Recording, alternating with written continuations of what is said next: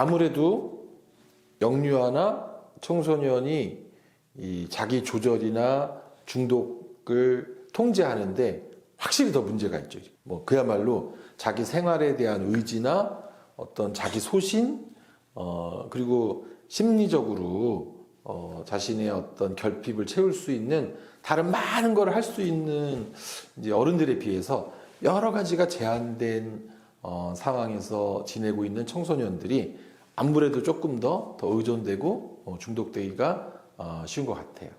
우리 아이 스마트폰 너무 많이 사용하는데 어떻게 하나요? 예전에는 게임 많이 하는데 어떻게 하나요? 이런 질문이 많았는데 요즘은 게임뿐만이 아니라 유튜브 보는 거 어떻게 하냐, 또 인스타그램 하는 거 어떻게 하냐. 예전에는 또 이제 주로 남학생이었는데 요즘은 남학생, 여학생 할 것 없이 다 훨씬 더 잘 의존되고 제한하기가 어렵다 이렇게 얘기를 하는데요. 그럴 때 과연 어떻게 해야 되느냐 하는 것에 대한 질문에 첫 번째는 늦게 사주는 게 정말 중요한 것 같아요. 빨리 사줄수록 조절이 어렵다. 그래서 언제 사주는 게 적당하냐 그랬더니 어떤 부모님은 사주긴 뭘 사주냐 대학 가서 지가 사라 이렇게 응답하신 분도 계신데 늦게 사주는 것, 초등학교 마치고 사주는 것. 전 세계 전문가들이 부모님들한테 권하는 나이는 15살이고요. 대체적으로 이제 우리나라 상황에 비춰보면 초등학교를 마치고 사주는 게 제일 낫다. 왜냐하면 그 스마트폰으로 보는 여러 뉴스, 동영상의 컨텐츠들이 사실 19금도 진짜 많거든요. 그런 내용을 이 초등학교 때부터 본다.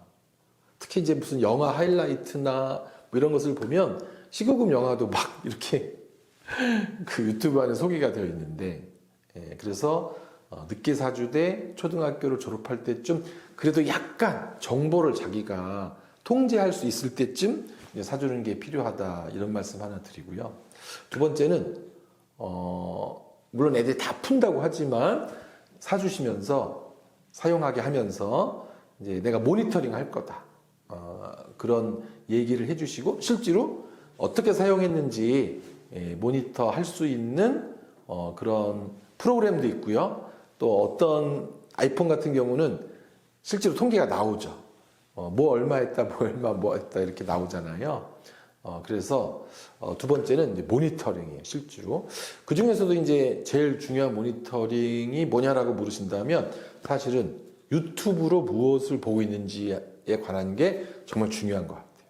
그냥 게임 보느냐, 또 재밌는 무슨 드라마에 관한 거 보느냐, 과학 유튜브 보느냐, 그러면 다행인데 사실 요즘 이제 야한 영상에 관한 거, 그리고 뭐 때로는 어떤 정치 유튜버들의 내용을 보는 초등학교 고학년도 있다고 그래요.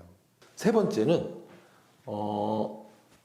무슨 아이템 사기를 당한다든지 어떤 이 SNS에서 물건을 거래하다 또 사기를 당한다든지 이런 과정에서 아이들이 자기와 관련된 또 자기 집에 관련된 어떤 정보나 번호나 어떤 비밀을 남에게 가르쳐주는 일이 사실 초등학생들은 꽤 있는 것 같아요.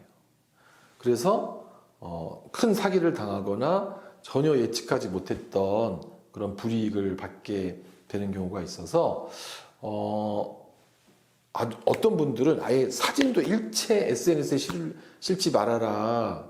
어른들도 자녀의 사진을 함부로 SNS에 노출시키지 말아라.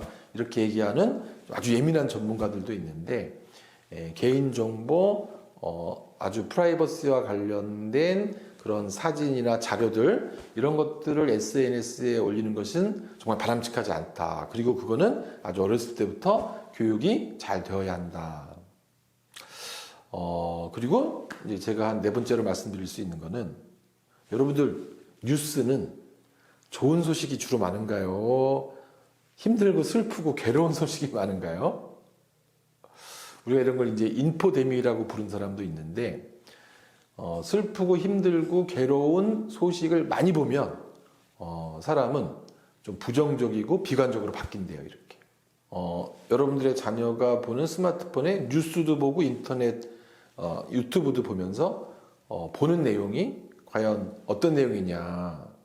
이런 내용을 많이 접하면 아이들이 생각보다 실제 인생에서의 어떤 경험을 통한 그런 능력은 없지만 뉴스를 보면서 조숙해지고 허무해지고 비관적이 되고 부정적으로 바뀔 수 있다. 실제로 이제 뉴스를 많이 본 아이들에 대한 연구 결과는 지금과 같은 그런 현상이 있다라고 얘기를 하고 있죠. 카톡이 안 온다는 사실은 자기가 존재 가치가 없는 거다 이렇게까지 받아들이는 아이들도 있거든요. 카톡이 어떤 관계망을 대변하는 그런 것이기도 하다라는 것을 알아주시고 그런 소셜 미디어의 친구 관계에 대한 민감함도 알아주셨으면 좋겠고요. 마지막으로 카톡이나 인스타나 페북에 욕을 하거나 또 거기에 나쁜 사진을 올리거나 어떤 장난이라고 하지만 뭔가 패러디 해가지고 상대방에게 불편감을 줄 수 있는 그런 일은 그냥 장난이냐? 다 법적으로 처벌될 수 있어요. 내용에 따라 학교폭력이나 성폭력으로도 그 아이에게 어떤 처벌을 할 수 있다. 이런 상황이어서 남을 찍는다든지 카톡창에 어떤 여럿이 있는 카톡창에 어떤 말을 한다든지 하는 것은 다른 일반적인 사회적 상황과 같다라고 하는 것을 여러분도 아셔야 되고 자녀도 알 필요가 있다. 인간관계의 예절이 현실에서 인간관계도 잘 해야 되지만 사이버상에서 인간관계의 예절을 갖춰야 된다.